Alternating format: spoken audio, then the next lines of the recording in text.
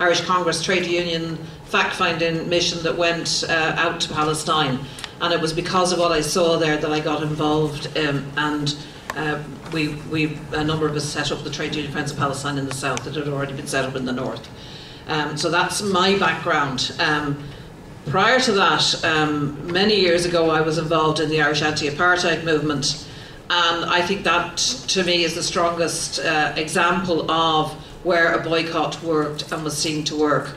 And, you know, it is still one of the best examples, and the South Africans always state that it was boycott that changed things as far as they're concerned. So I think we have, you know, a prime example there. I'm concerned some of the time when we're talking about Gaza specifically, because the problem, of course, is not just Gaza.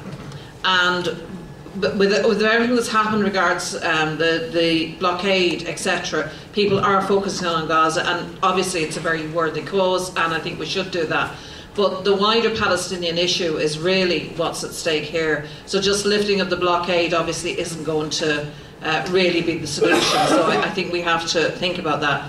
And I was just interested when Joe was defining boycott there, and it is amusing in some ways when you think about it that the Israelis can blockade Gaza, and that's called a blockade, and nothing is done. And we talk about boycott, and half the world is up in arms about why we should be boycotting. And, you know, it's just a juxtaposition there, you know.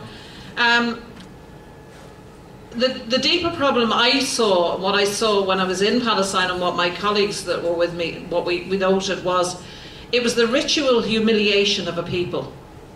And I can't express it more strongly than that. It was, you know, you were at checkpoints and you were seeing, we could go through the checkpoints quickly because we had an Israeli marked bus, whereas Palestinians were queuing for hours, and they might have queued for hours to get through, and then the checkpoint was suddenly closed and they were left stranded.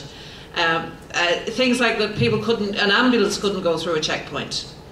It's something that people don't think about really, but you know, if an ambulance was carrying somebody from Palestine, they had to get out at the checkpoint and be taken across the checkpoint and then put into another ambulance. And when you start to think about that as the ritual humiliation of a people, and that is really what's happening, you look at the amount of land that has disappeared, and the problem is that nobody is saying stop. And it took the Rachel Corrie and activities like that for people to actually, you know, begin to register. I mean, Gaza last year, the attack on Gaza, that registered for a while and then it went off the agenda again. And this is the problem really, isn't it, that what happens all the time. So that's the reason behind the idea about having boycott, divestment and sanctions. It's as Joe was saying, there's not a massive amount of goods comes into Ireland, but it's a moral thing. And, you know, we have to stand up and be counted on that.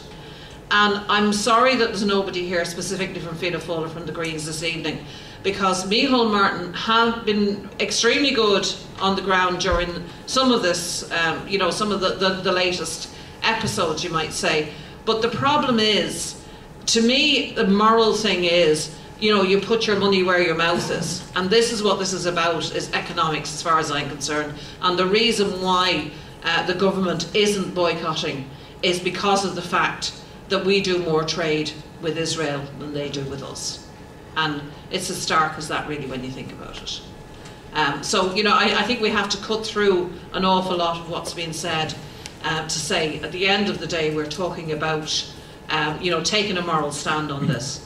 As trade unionists, the reason why we're doing it is because we do feel that we can have an influence. And I have a note here that I received, and I'll just read it out to you. I'm sure that most of you know that America is one of the biggest influences, and the problem we have is influencing in America. Now, I would have said 4 or 5 years ago, you know, the American trade union movement, this would have been a no-go area.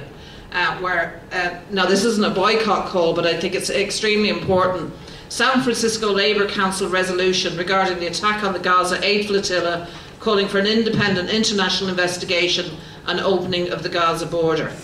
And that was passed by a number of organisations, and what they resolved, you know, looking for the independent investigation. But this is the significant bit, I think, it finally resolved that the Council communicate this resolution to affiliated unions, area labour councils, community allies, California Federation of Labour, the AFL-CIO, Change to Win, all members of the House and Senate who represent the jurisdiction of this council, and to President Barack Obama and Secretary of State Hillary Clinton. So, you know, it is really good to see something like that finally breaking through, and, you know, that's when you begin to realise that the noise that we have made, and any of the trade unions here might know that just after we returned from Palestine and sent out the ICTU report on what we had witnessed in Palestine, a group of American trade unions arrived over, supposedly for, you know, a fraternal meeting, but, you know, in essence really to tell us that we were very foolish. So I think, you know, that what this is showing is that finally, you know, the cracks are beginning to appear, and to me that's extremely important. So that's one of the things that Trade Union Friends of Palestine will continue to do, is to try and use influence with trade union movements around the world, and that is gathering apace.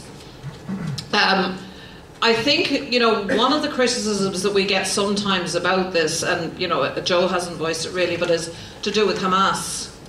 And, you know, why are you supporting a campaign where Hamas is there? Well, the first thing I would say is we don't interfere in other people's politics. Hamas were elected, and therefore, you know, with any democratically elected group, you know, whether we like them or not, that is not the point. The point is that we're looking for freedom for the people of Palestine, and then they can decide for themselves who they want to govern them. But what I would say is, you know, obviously as a woman and as a feminist, I would have problems with some of Hamas's rulings, or their, you know, some of their policies. But speaking to women in Palestine, and to some very informed women in Palestine, what they said was, look, you know, it's very stark what's happening on the ground at the moment, and it is understandable that people will support parties like Hamas. And we've seen it, what has happened in Ireland before, you know, something similar, that, you know, people will gravitate towards parties who they think are going to be militant, especially young men. And if you think about the fact that 80 to 90% of the young men in Palestine cannot and are not allowed to work, and if you think about that even for a moment, what that does to a nation. So, you know, those are some of the reasons why we're calling for boycott, divestment and sanctions. And what I would say is that Congress have started, they're producing briefing leaflets that will be sent out to all trade unions, and they will also do a postcard campaign. But I think what we want people to do is on the ground, is the more they can go into shops and actually physically go up and complain to management about goods being stocked, the more likely we are to move something on this. Thank you.